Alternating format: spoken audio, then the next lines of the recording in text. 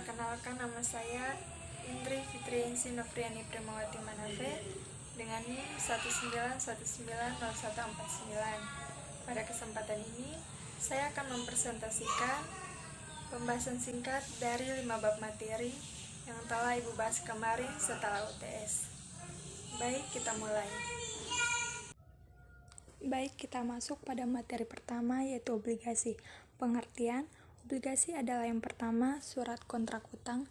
Yang kedua, yang menyatakan bahwa penerbit atau emiten atau brower bersedia membayarkan sejumlah bunga atau interest dan pelunasan atau prinsipal kepada investor obligasi. Obligasi adalah surat tanda bukti bahwa investor pemegang obligasi telah memberikan pinjaman hutang bagi emiten penerbit obligasi.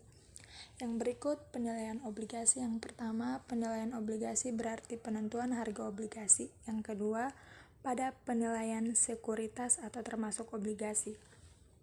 Pada umumnya digunakan konsep nilai sekarang atau present value. Yang ketiga, dengan prinsip ini nilai obligasi akan ditentukan oleh nilai intrinsiknya. Yang keempat, nilai atau intrinsik obligasi bisa diestimasi dengan mendiskonto semua aliran kas yang berasal dari pembayaran kupon ditambah pelunasan obligasi sebesar nilai par pada saat jatuh tempo.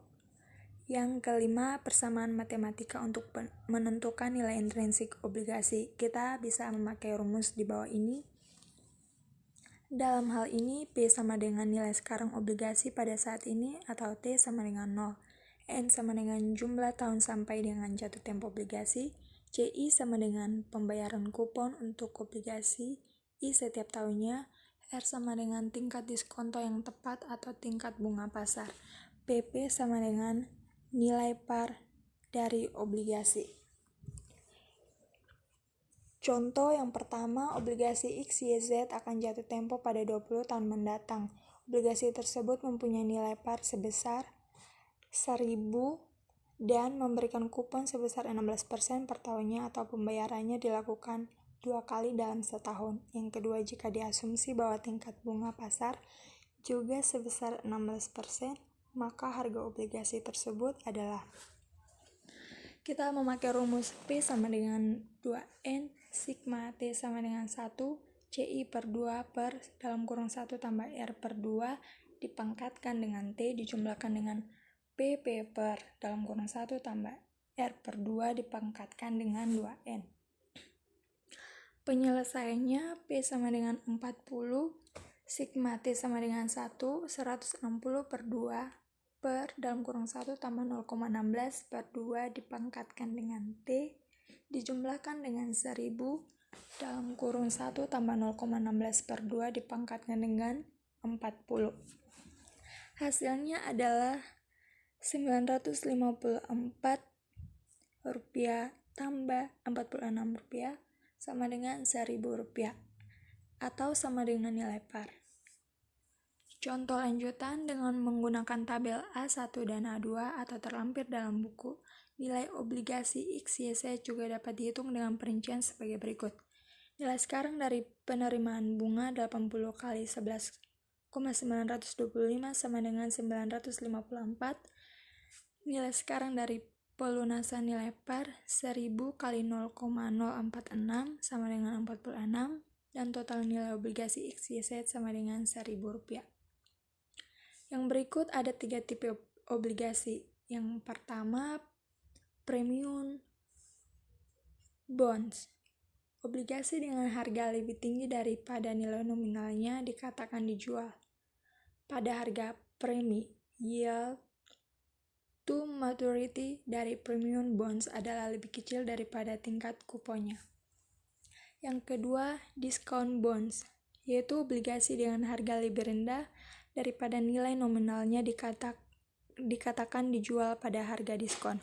Yield to maturity dari discount bonds adalah lebih besar daripada tingkat kuponnya.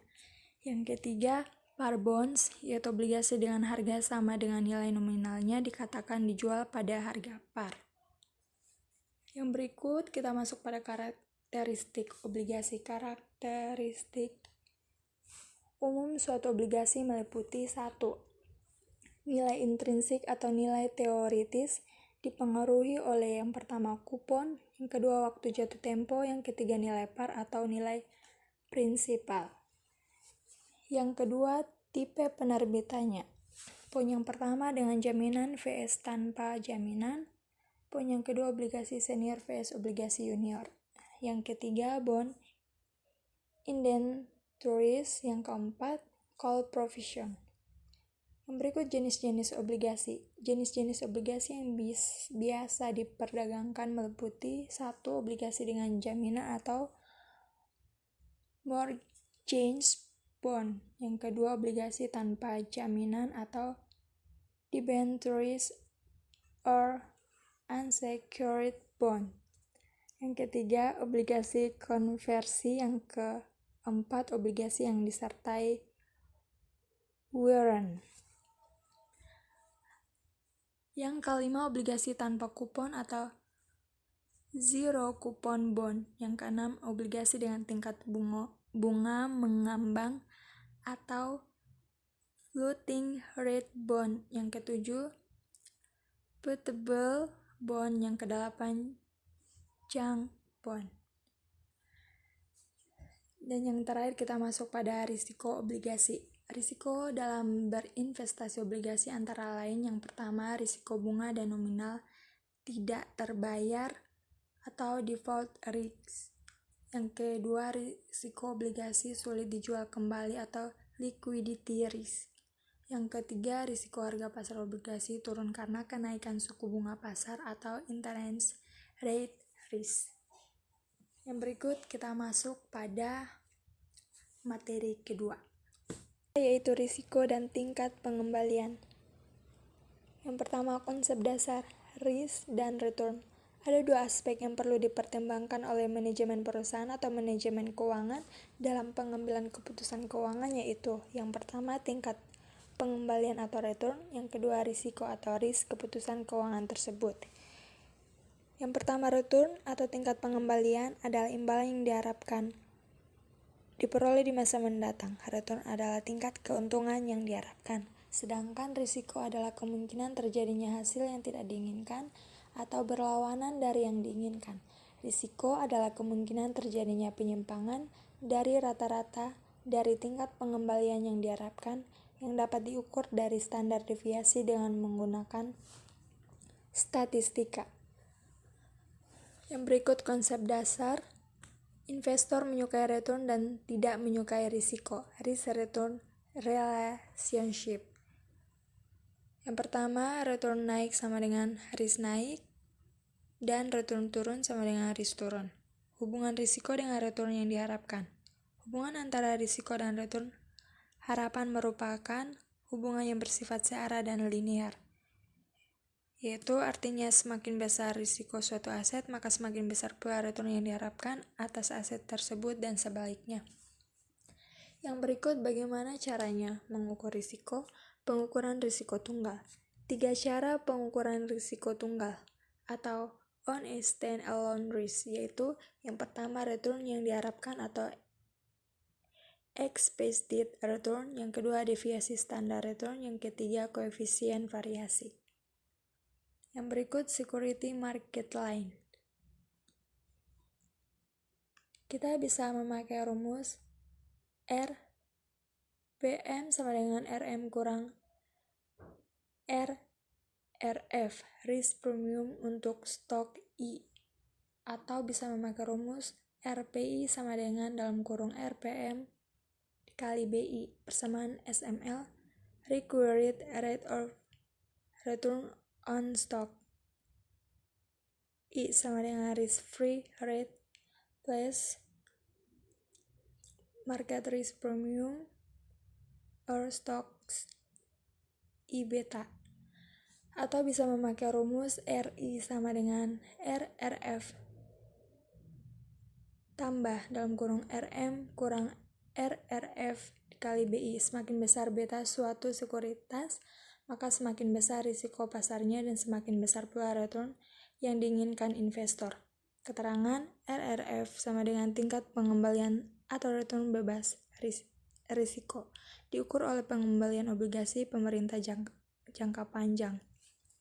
Sedangkan RM sama dengan return yang diminta dari suatu portofolio, disebut juga portofolio pasar atau market portfolio. Yang berikut, RPM sama dengan premi risiko pasar atau sama dengan premium yang diminta investor karena menanggung risiko dari saham rata-rata. Dan RPM sama dengan RM kurang RRF.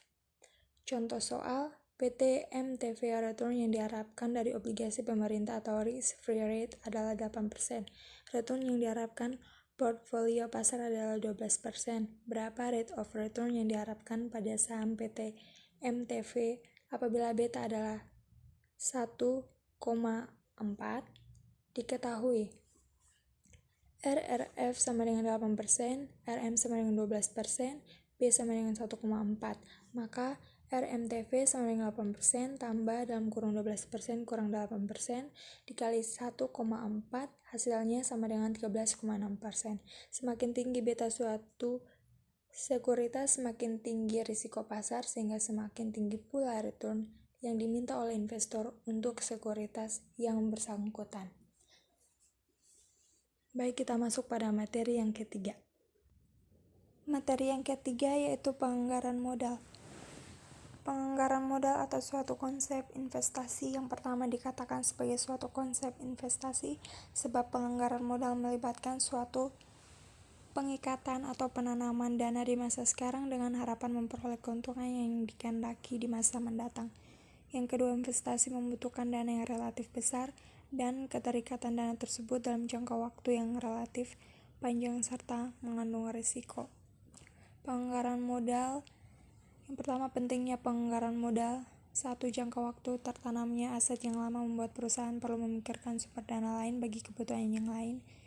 2. Investasi dalam aktiva tetap menyangkut dua hal, yaitu poin yang pertama, bila investasi yang terlampau besar akibatnya adalah banyak peralatan yang tidak beroperasi. Poin yang kedua, bila investasi yang terlampau kecil sehingga kekurangan peralatan akibatnya adalah perusahaan bekerja dengan harga pokok yang terlalu tinggi sehingga mengurangi daya saing.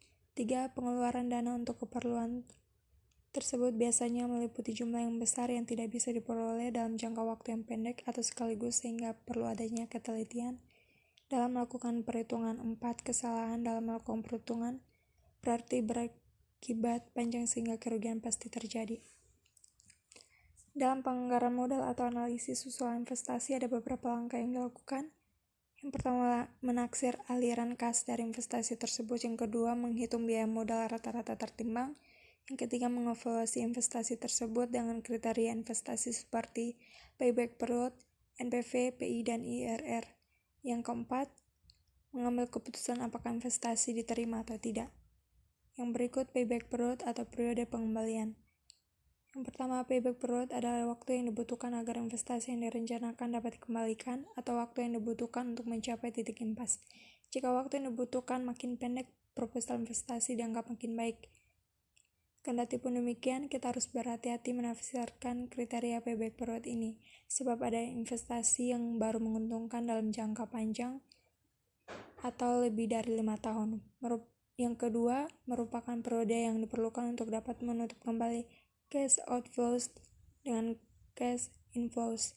Yang ketiga, waktu yang diperlukan agar dana yang ditanam pada suatu investasi dapat diperoleh kembali seluruhnya.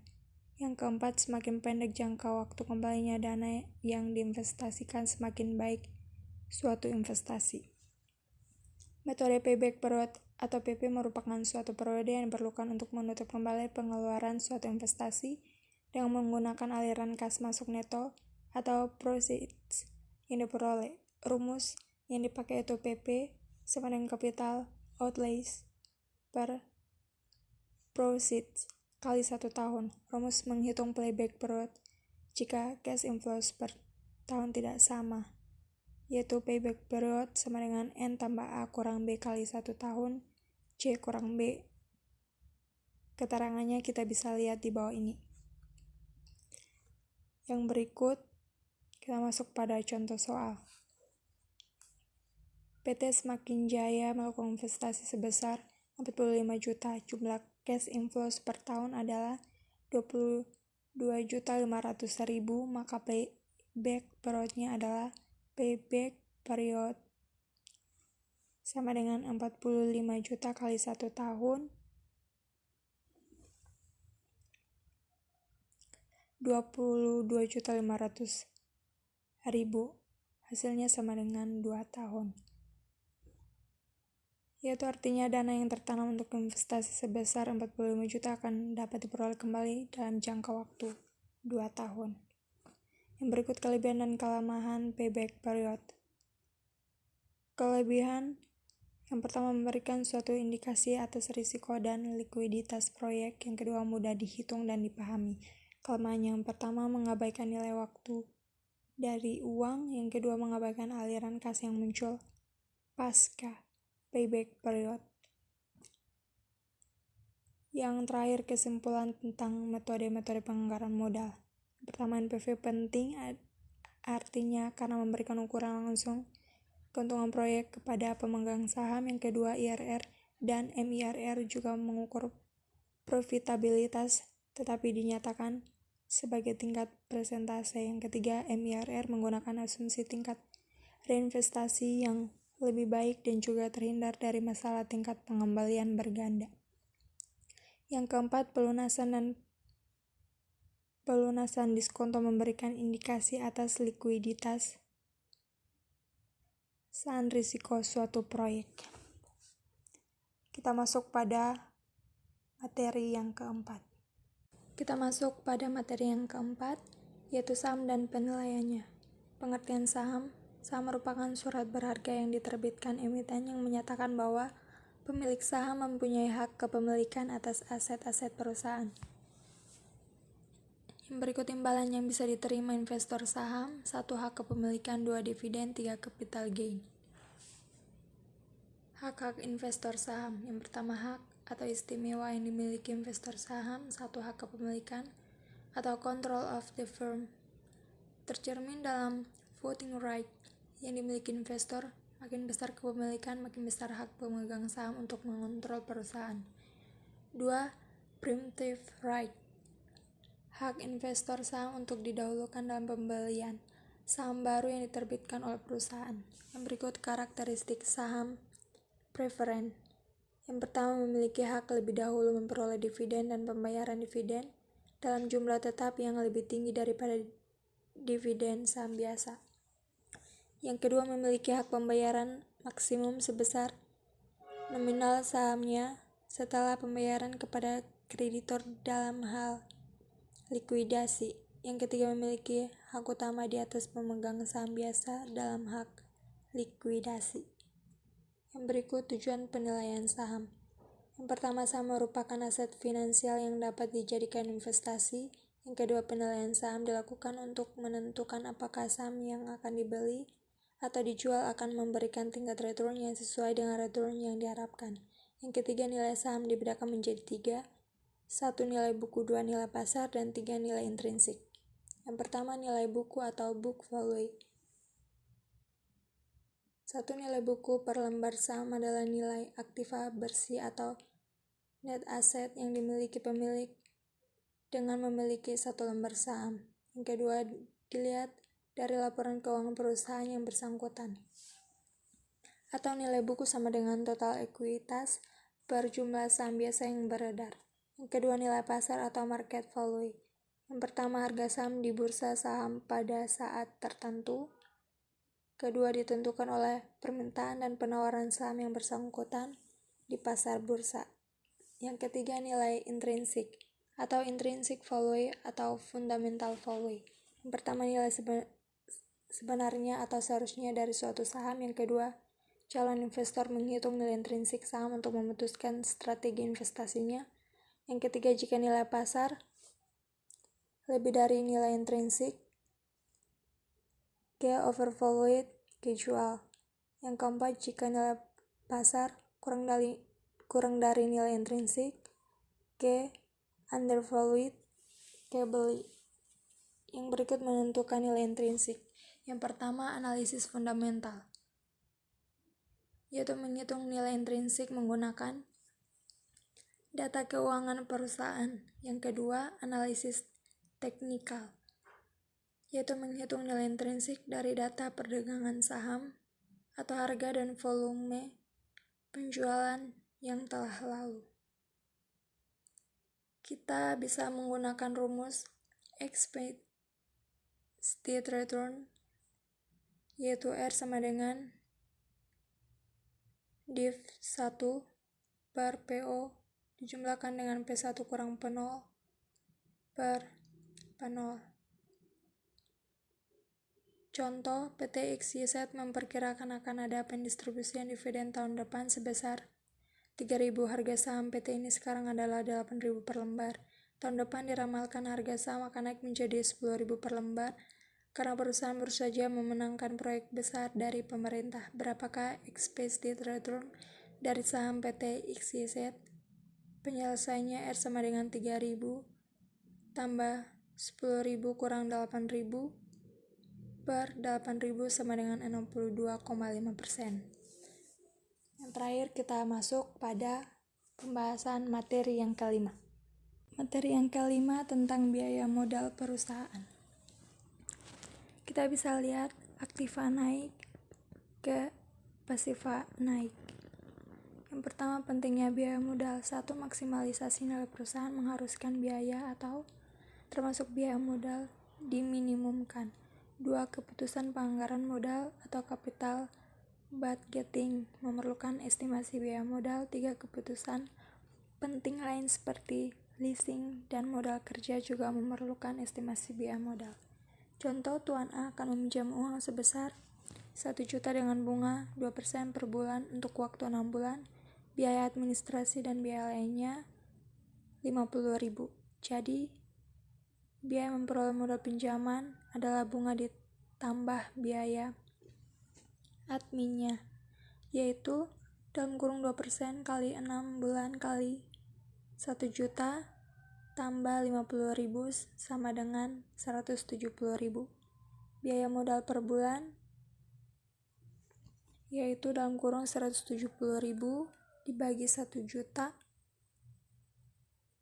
dibagi 6 hasilnya 0,0283 atau 2,83% atau lebih besar dari bunga menurut kontrak yang harga yang hanya 2%. Yang berikut fungsi biaya modal. 1. Terkait dengan pajak yang dikenakan pada perusahaan.